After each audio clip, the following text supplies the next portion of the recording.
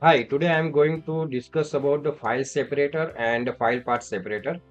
So first I want to print out file separator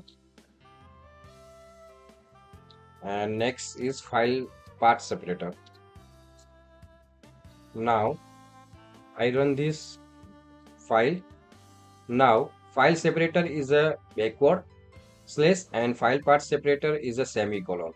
So it is depend on platform.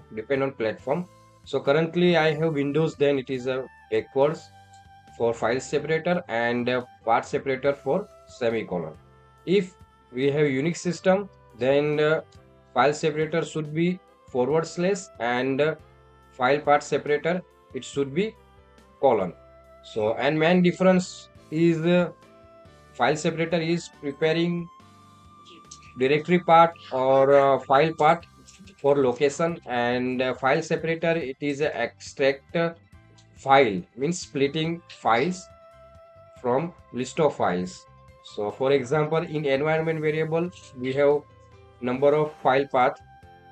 So there semicolon it is included for, and if we want to extract, then using semicolon we can extract that part.